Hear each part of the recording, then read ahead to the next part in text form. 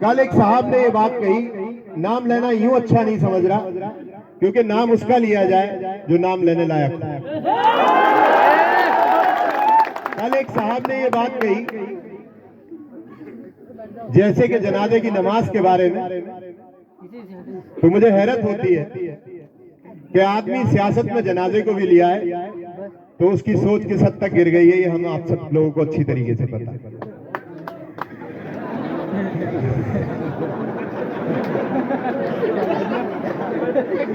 बहरहाल दोबारा से बताओ, समझ में ना आई थी। वो ये कहते हैं कि साहब जनाजे की नमाज वहां क्यों होती है।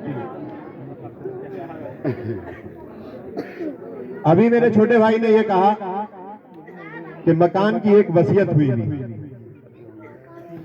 वो हकीकत है कि वो मकान की वसीयत थी। मकान की वसीयत सिर्फ इतनी है कि हम लोग उसकी देखरेख कर सकते हैं, लेकिन एक वसीयत जो बड़े बूढ़ों की कारगुजारी ने करी है कि वो खाली मकान की वसीयत नहीं है, हम भाइयों की भी यही वसीयत है, हम भाइयों के लिए भी यही है कि ढक्के के लिए जो जहां इस्तेमाल कर सके, जो जहां जिस जगह बुलाए, जिस काम के लिए बुलाए, हम लोग हमेशा उस चीज के लिए हाजिर रहते हैं। और इसमें कहीं कोई दो राय नहीं है कि उन लोगों का कहना जो बौखलाहट को दिखा रहा है कि किस बात को कह रहे हैं। एक बात उन्होंने कही कि 68 एकड़ जमीन छिपीवाली में। मैं आज उनसे एक सवाल पूछना चाहता हूं, जब 12 साल उन्होंने या 10 साल जो प्रधानी करी थी, तो क्या मकान के साथ मिले हुए थे जो 68 एकड़ जमीन नहीं निकाल पाए, या मकान के खिलाफ रहे? उस टाइम पे वो जमीन क्यों नहीं निकली? मकान की मुखालफत में थे या अंदर खाने कहीं मकान से मिलकर प्रधानी कर रहे थे, जो कि वो 68 एकड़ जमीन नहीं निकाल पाए? आज उन्हें याद आई। और अगर उन्हें ये लगता है कि 68 एकड़ जमीन छिपीवाली में ग्राम समाज की है, तो मैं उनसे ये कहता हूं कि 168 एकड़ जमीन मैं उन्हें दूंगा, वो साबित करके दिखाएंगे। जिसके बारे में जो बात कही जाती है, कम से कम इतना सोच ले कि ढक्का ऐसी बस्ती नहीं है, कम से कम ढक्के का जो मयार है, ढक्के की जो इज्जत है, या ढक्के का जो रुतबा है, कोई किसी 68 एकड़ जमीन या किसी एक मकान का मोहताज नहीं है।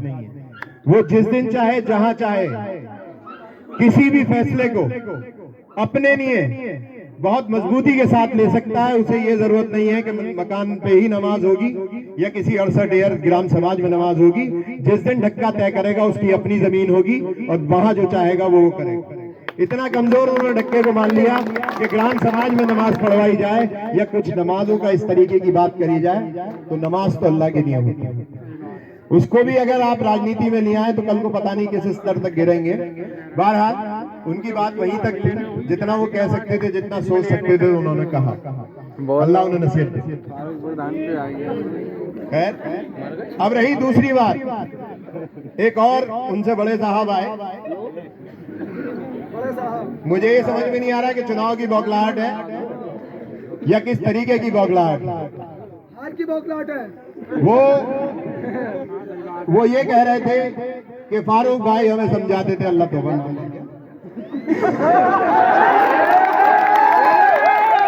समझाते थे कि साहब धोखा मिलेगा या किस तरीके की जो भी बात कही। मैं उनसे सीधा ये सवाल पूछना चाह रहा हूं कि विधानसभा का चुनाव था 2012 का। 2012 के विधानसभा चुनाव से 5 दिन पहले वो मेरे पास आए। जो जो बातें उन्होंने करी, मैंने उनसे सीधा कहा, आप सीधी बात बताइए, आपको क्या चाहिए? बोले मुझे मदद चाहिए। मैंने कहा हमसे कोई भी मांग ले, हम हर किसी को देने के लिए तैयार रहते हैं, हमारा देने का काम। तो उस टाइम ना वो मंत्री थे, ना वो विधायक थे, ना सरकार थी जब मैंने उन्हें समर्थन दिया था, जब मैंने उनको मदद की थी। तो सरकार या किसी चीज का दबाव वो जिस पे दिखा रहे हैं, 5 साल सरकार में हम भी रहे, हम भी उनके साथ रहे। वो ये कहते हैं कि 2 चुनाव मैंने लड़ाए, 2 चुनाव लड़ने का या धोखेबाजी का जो वो कह रहे थे, मुझे हैरत आ रही थी कि जब तक उनके रिश्तेदार के सामने उनके गलत फैसले के खिलाफ मैं नहीं खड़ा हुआ। जब तक तो मैं सबसे ज्यादा वफादार था, और जब उन्हीं के परिवारवाद के खिलाफ, उनके गलत फैसले के खिलाफ खड़ा हो गया तो मैं धोखेबाज हूं। आज इतने लोग यहाँ खड़े हैं, जितने भी लोग खड़े हैं, मैं अपने आप को धोखेबाज मानूंगा अगर यहाँ पे एक भी आदमी मुझे धोखेबाज कहेगा। एक भी आदमी दिल में अगर ये फैसला लेगा कि मैंने कभी किसी के साथ धोखा किया है, मैंने कभी किसी के साथ बुरा किया है, तो मैं उनकी बात तो नहीं मानूंगा, लेकिन आप सबकी बात मानूंगा, क्योंकि मेरे लिए आप सब कुछ है। ये लोग जो कह रहे हैं, एक हनक दिखाने वाली कल मुझे दिखाई दी, तो भैया ढक्के वालों पे हनक तो किसी की ना चलती, चाहे कितनी कर लेना। हम तो एक बात बता रहे हैं, जब हनक दिखाओगे तो इतना ऊपर पाओगे अपने आप को। हनक की बात तो रही दूसरी बात कि उन्होंने एक बड़ा एहसान जताया हमारे ढक्के वालों पे